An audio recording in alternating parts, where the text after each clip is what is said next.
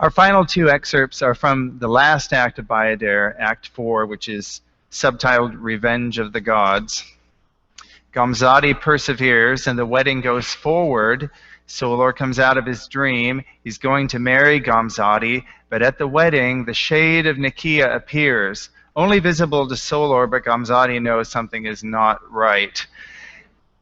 Petipa has choreographed here what he called a pas d'action, or a dance with action. And a pas d'action was often the central dance of any act or scene of one of Petipa's ballets. In it, classical dance would be melded with the action. So we will see here that 4 bayadères dance. The notation says they should be from the good soloists.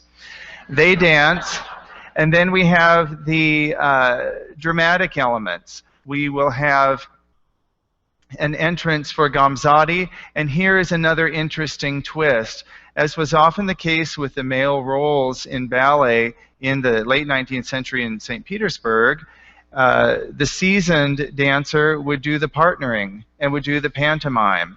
He had the artistic expressiveness and the experience, but a younger male dancer would do the heavy dancing roles, and that was the case here. In 1900, Solor was danced by Pavel Gert, who back in 1877 did the dancing as the young dancer to Lev Ivanov, who was Solor. But in 1900, it was Gert.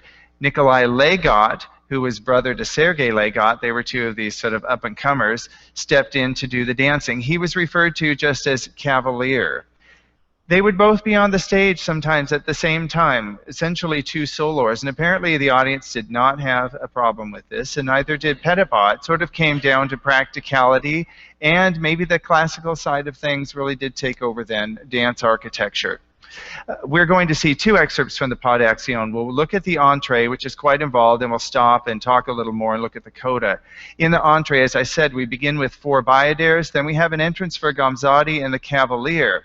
Then Solor Pavel Gert, who will be danced by Seth Orza, will step in as Nikiya enters. Another interesting story, the first Nikiya, Katerina Vazyom, in 1877, butted heads with Petipa constantly. He would give her steps for this last act. He was in a hurry, and she would reject them. Nope, not going to dance it, not going to dance it. He finally said, if you can't dance this, what can you dance? Well, she took her stuff and left rehearsal, came back the next day, gave her some more steps.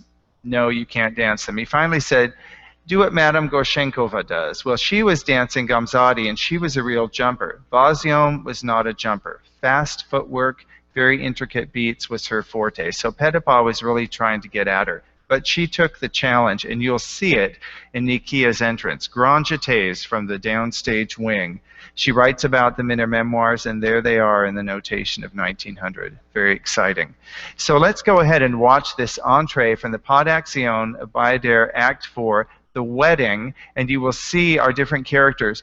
Liora will be Nikiya, Lesley Rausch as Gamzatti, Seth Orza as Pavel Gert, Solor, and Kyle Davis as Nikolai Legat, Cavalier. All right.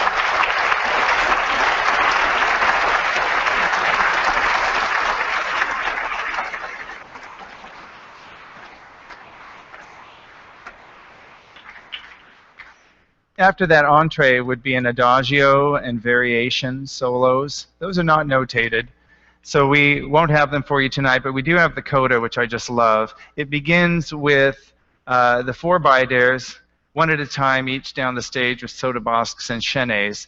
And then we move into an entrance for Gamzatti. And then we have a section, wonderful section for the cavalier and the 4 bayadères, 12 entrechats in a row with arms around the waist. And then just such an interesting ending. We have one final entrance for Gamzatti, partnered by Solor, Pavel Gert. And she just comes across the stage bourring, but the notation shows how her face is downcast. And we just get a final picture of this unhappy woman who knows the man she's going to marry doesn't really love her. And then the cavalier will partner Nikiya in flying steps and double pirouettes that end with hands crossed over the chest and the head down and to the side. So we get these pictures of the emotions, but given to us through the medium of classical dance. And I guess that really is the true padaxion, that melding of the dance with the emotion. Following the coda, we'll move immediately to the finale music. We're not going to stage an earthquake for you, but we're going to show you some images from the ballet, some images from 1900, some drawings from 1877, and then we get to the apotheosis. In the apotheosis, after the temple has been destroyed, the gods have their revenge. Solor and Nikiya are reunited, flying through the rain up above the Himalayas. And that will be our final image for you. So these will be my last words. I just want to say thank you very much for being such a warm audience.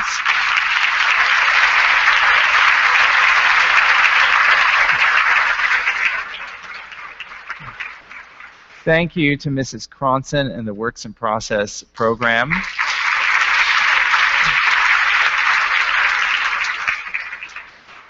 Now please join with our musicians and our dancers as you enjoy the coda, the finale, and the apotheosis of La Bayadère.